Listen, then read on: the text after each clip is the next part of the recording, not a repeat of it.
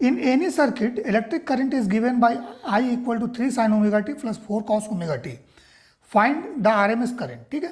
सो हम लोगों को इसका RMS करंट निकालना है। सो यहाँ देखिए ये जो इंस्टेंटेनियस वैल्यू ऑफ करंट देख रहे हैं, ये टू इंडिविजुअल करंट का सम है। First is 3 sin omega T and second is 4 cos omega T. Let's say अगर इसको I1 मानते हैं, इसको I2 मानते हैं, ठीक है।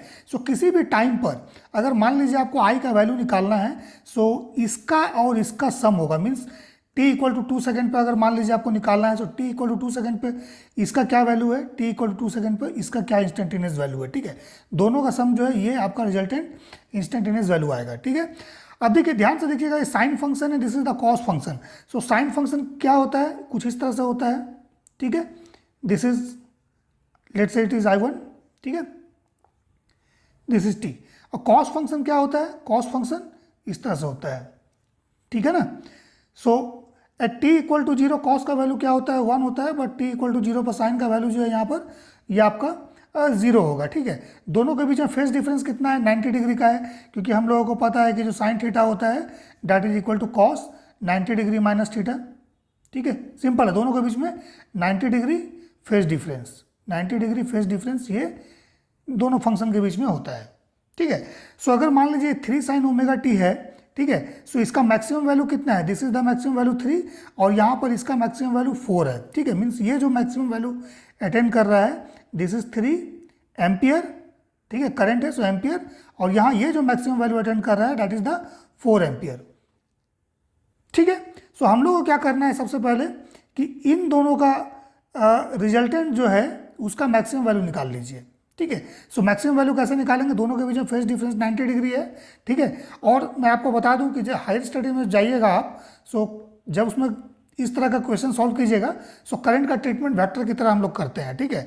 सो अगर ऐसा हम लोग ऐसा है, सो लिख सकते हैं हम लोग, जो I आपका होगा मैक्सिमम वैल्यू यहाँ पर, let's say it is I0, ये क्या हो जाएगा, √3 का स्क्वायर प्लस 4 का स्क्वायर।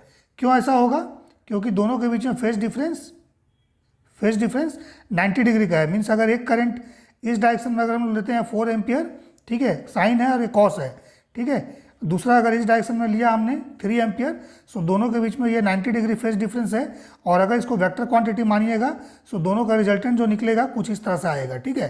सो ये आपका 4 हो गया और ये 3 हो गया। सो 3 4 का रिजल्टेंट निकालिएगा, कितना हो जाएगा, √3 स्क्वायर प्लस 4 स्क्वायर, ठीक है, ठीक है।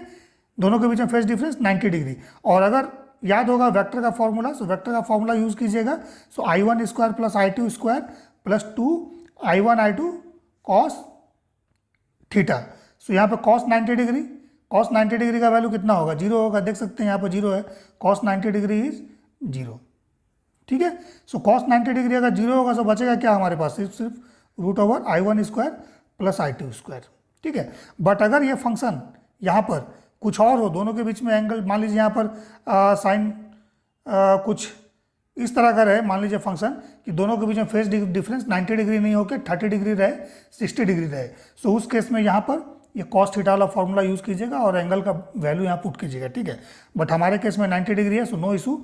सो इसको 90 डिग्री कीजिए, 0 हो जाएगा, √I1 square plus I2 square, ठीक है। सो ये हो गया आपका 5 एम्पियर। सो ये जो 5 एम्पियर आया इसका जो है मैक्सिमम वैल्यू, इस पूरे का मैक्सिमम वैल्यू, ठीक है। सो RMS वैल्यू क्या होगा इस पूरे का, सो RMS वैल्यू अगर निकालेंगे, so it is the maximum value that is I0 by √2, ठीक है। सो I0 का वैल्यू 5 है, डिवाइड बाई √2।